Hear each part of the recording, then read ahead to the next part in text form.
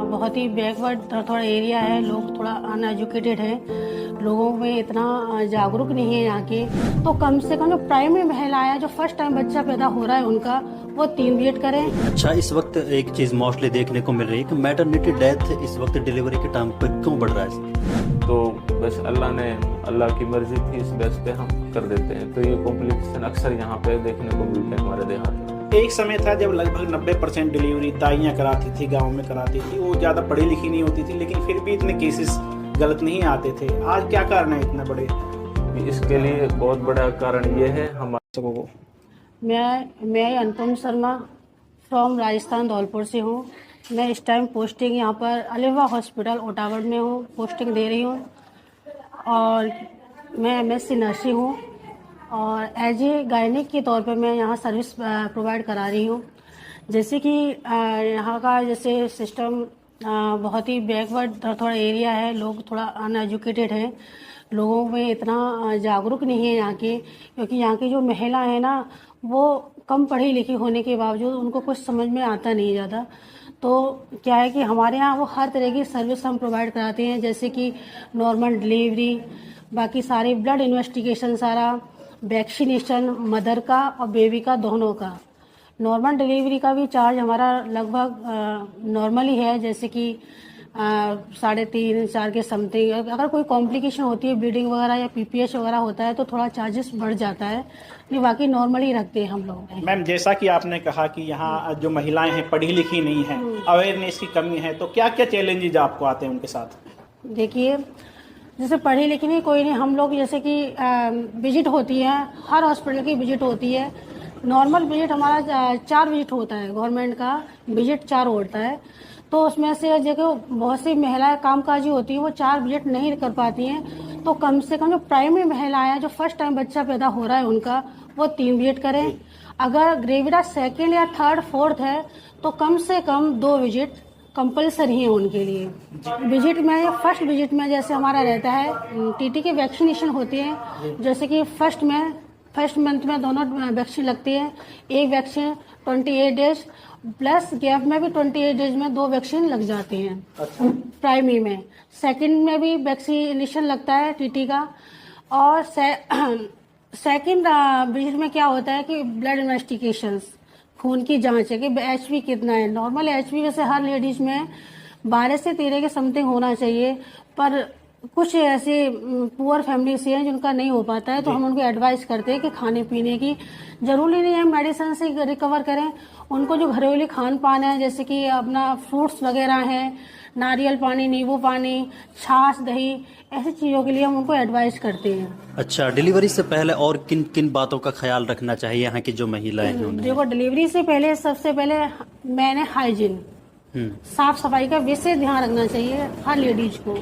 साफ सफाई से ध्यान रखने से ये है कि आपको इन्फेक्शन नहीं लगेगा, और क्या है, आप एक हेल्दी लाइफ फील करोगी, ये ध्यान रखना चाहिए। और खासकर डाइट का ध्यान रखना चाहिए। डाइट में जैसे क्या क्या मोस्टली लेना चाहिए यहाँ पर? डाइट में जैसे कि अगर हम ब्रेकफास्ट की बात करते हैं, तो जैसे कि दूध हो गया, ब्रेड वगैरह हो गए, बिस्किट वगैरह, और भी ड्राई फ्रूट्स हम दूध के साथ ले सकते हैं। डॉक्टर साहब, एक बार अपने बारे में थोड़ा बताइएगा। हाँ, हेलो, अस्सलाम वालेकुम। My self doctor Ehsan Ali, BMS Rajiv Gandhi university health science Bengaluru और PGDMS Symbiosis Pune Maharashtra. Doctor साहब, कब से काम कर रहे हैं आप अलीबाग हॉस्पिटल में? हाँ, मेरा अलीबाग हॉस्पिटल ट्रॉमा सेंटर ये उटावड़ मोड़ नियर गवर्नमेंट पॉलिटेक्निक कॉलेज पे स्थित है। यहाँ हुए हमें 1.5 साल हो चुका है।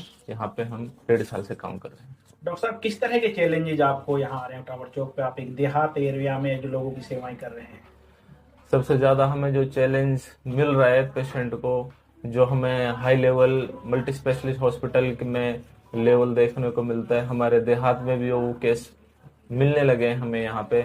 जैसे MI का पेशेंट आता है यहाँ पे, तो मोस्टली हम यहाँ पे डायग्नोस करते हैं ECG करने के बाद। MI बहुत ज़्यादा हमारे यहाँ पड़ा हुआ है।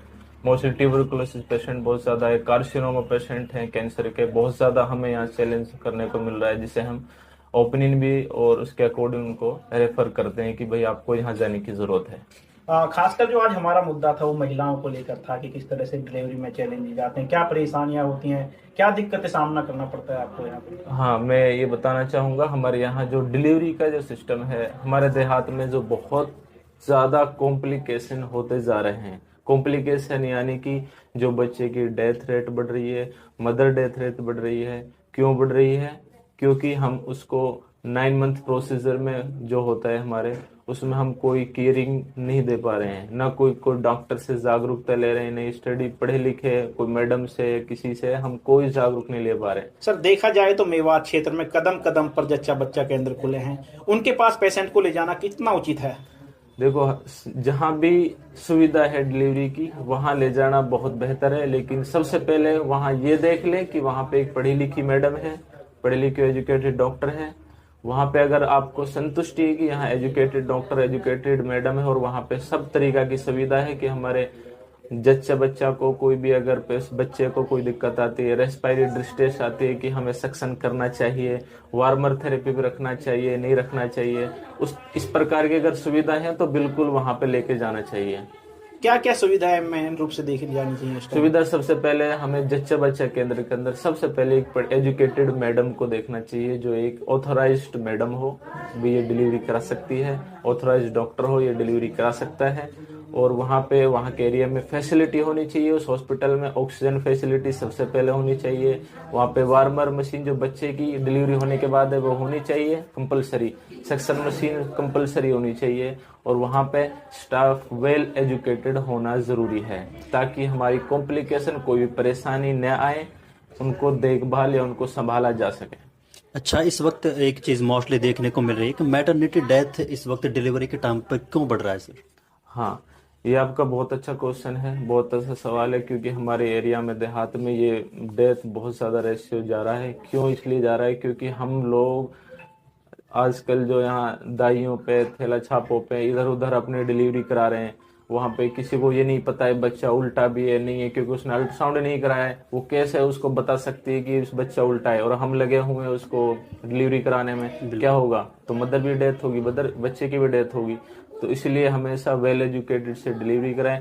दूसरी जो हमारा ऑप्शन आ रहा है, हमारा 9 महीने में लेडीज लगी हुई है खेती बाड़ी में, गांव घर बस्ती के काम में, उसको कभी चेकअप ही नहीं कराया, उसके परिवार वालों ने कुछ नहीं कराया, लास्ट में आके बच्ची अब सूजन आ गई पैरों में, ये हो गया, अब क्या करना चाहिए उसका देखो तो HB लेवल, जो खून की लेवल वो डाउन हो चुकी है, प्लेटलेट है वो गिरी हुई है, बुखार उसमें ज्यादा हो रहा है। अब उसमें क्या करें? कॉम्प्लिकेशन तो बढ़ेगी, ब्लीडिंग हो जाएगी, किसी से रुकेगी नहीं। तो बस अल्लाह की मर्जी थी, इस बेस पे हम कर देते हैं। तो ये कॉम्प्लिकेशन अक्सर यहाँ पे देखने को मिलते हैं हमारे देहात में। एक समय था जब लगभग 90% डिलीवरी दाइयाँ कराती थी, गाँव में कराती थी, वो ज़्यादा पढ़ी लिखी नहीं होती थी, लेकिन फिर भी इतने केसेस गलत नहीं आते थे। आज क्या कारण है इतने बड़े? इसके लिए बहुत बड़ा कारण ये है हमारी जो डाइट मेंटेन है। पहले टाइम पे हमारा बहुत अच्छा हार्ड खाना हमें खाने को मिलता था, जिसमें प्रोटीन, मिनरल्स, विटामिन बहुत ज्यादा मात्रा में पाई जाती थी। अब क्या है, अब हमें कुछ मिनरल विटामिन नहीं मिल रहा है। पैकिंग आइटम्स पे हम लगे हुए हैं। कोई डाइट अगर दूध की बोल दिया जाए तो दूध लेडी नहीं पी सकती, पेप्सी की बोल दो पेप्सी पी लेगी। ये जो पैकिंग आइटम्स जो सबसे ज्यादा नुकसान दे रहे हैं, ये सबसे ज्यादा हमारी डिलीवरी को कॉम्प्लिकेशन करने का कारण है। हम पहले टाइम पर दही नॉर्मल इसलिए करा देती क्योंकि उस टाइम सबसे ज्यादा दूध दही का खाना सबसे ज्यादा पाया जाता था।